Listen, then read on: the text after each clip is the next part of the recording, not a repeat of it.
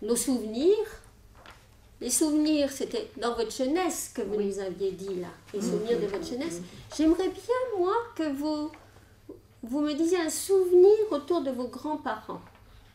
Mon grand-père allait tuer les cochons chez les gens comme ça, bénévolement bien sûr, mais de bonne heure le matin.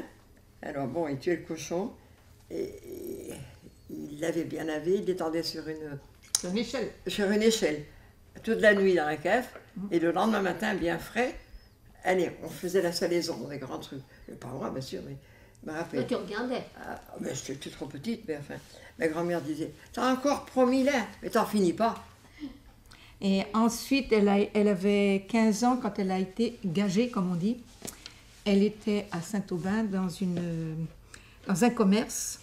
Alors, il faisait épicerie, il faisait charcuterie, et elle avait 5 enfants à s'occuper en même temps. Et elle cousait. Alors, elle me disait, souvent qu'elle me dit, j'ouvrais la fenêtre de ma chambre, je me disais, si j'étais un petit oiseau, mon Dieu, que je m'en irais bien vite chez ma mère. Alors, qu'est-ce qu'elle va nous donner comme souvenir, Hélène? Mon grand-père était soldat dans la Somme en 1916 et il était dans une explosion.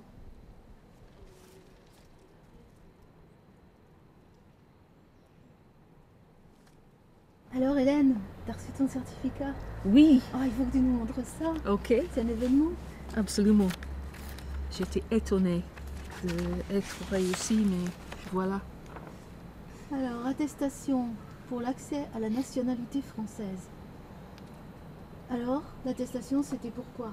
C'était T'es pour... française maintenant? Non, pas encore, mais j'ai déposé mon dossier à la préfecture pour être française. Et ça, c'est un rêve d'être française. La dame à la préfecture m'a dit que ça fait maintenant 6 mois, mais il y a beaucoup d'enquêtes. J'ai dû présenter mon casier judiciaire, mais il y aura une enquête à la gendarmerie et je ne sais pas quoi d'autre. Il faut avoir résidé en France pendant plusieurs années avant... Pendant 5 années, Cinq au moins 5 années, oui. Et moi, je suis ici depuis 8 ans maintenant. C'est important pour moi, c'est un défi. C'est pas strictement nécessaire, mais parce que je ne travaille plus. Mais pour moi, c'est important parce que je veux être une partie de la société où je me trouve. Donc, m'intégrer, être utile pour la société en général, mais aussi d'agir dans la ville pour que je puisse être utile. Et c'est pour ça que je travaille à la Banque alimentaire, parce que j'ai un devoir d'aider les autres, parce que je peux. Donc, pour être efficace, bien sûr, je dois apprendre le français plus profondément. J'adore aller à l'atelier de mémoire, parce qu'il parle de la jeunesse, le mode de vie qui est complètement différent que la mienne. Et c'est un vrai échange culturel. Et pour moi, c'est plus efficace pour apprendre que dans un bouquin. En quoi est-ce que c'est important pour toi d'avoir cette reconnaissance officielle pour te sentir intégré? Parce que si je n'ai pas une voix pour voter, je ne serai pas une Française. Donc c'est important pour moi. Les citoyens de la France ont le droit de voter pour avoir une voix, c'est-à-dire pour agir. Parce qu'on doit être citoyen, on a les droits, mais on a les devoirs aussi. Et donc, en prenant la nationalité française, t'as pas l'impression de changer d'identité, de perdre quelque chose de ton identité britannique? Pas du tout, non. Je resterai toujours un peu étrange, comme une étrangère. Mais j'ai toute une histoire à apporter aux autres. Je suis utile pour les étudiants qui veulent s'installer dans les pays anglophones. Je peux les aider avec les démarches un peu compliquées parfois. Et donc je peux être utile même si je deviens française, parce que derrière moi, j'ai toute une expérience qui est un peu différente. Une double culture. Dieu. Oui, oui.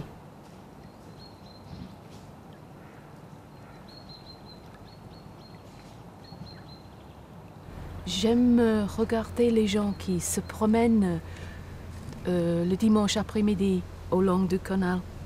C'est incroyable, ils sont tous réunis en famille, réunissent en famille. Et ça, c'est une bonne chose, c'est bon pour les enfants, pour entendre les parents discuter, c'est bon pour retrouver avec les grands-parents. Toi, en Angleterre, ça ne t'arrive pas, ça n'arrivait pas, ce genre de réunion familiale? Pas maintenant. Autrefois peut-être, mais pas maintenant. Non, c'est une art que nous avons perdue, je pense. Mais le français en gardé.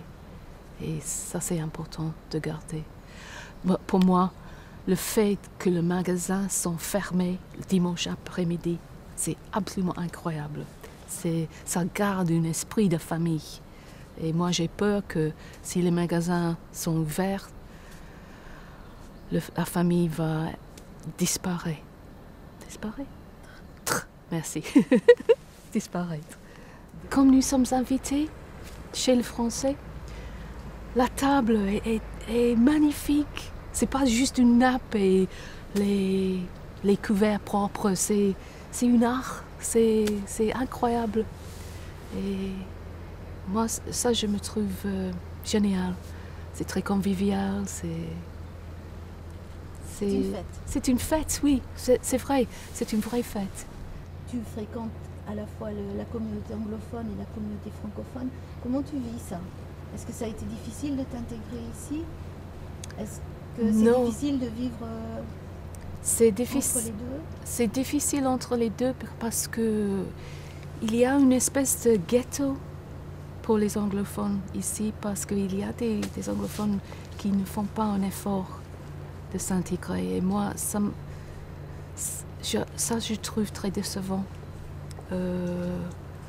Mais aussi, il y a des Français qui peut-être n'aiment pas les étrangers qui viennent, je ne sais pas. Je glisse vers les Français. Parce que...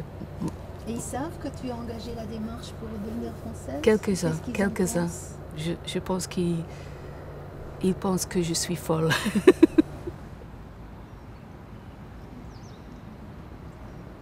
C'est mon rêve d'être française, donc je suis en train de doigts croisés de réaliser. De vivre à 200%. Oui, mais oui, je veux apprendre et j'ai beaucoup de pistes.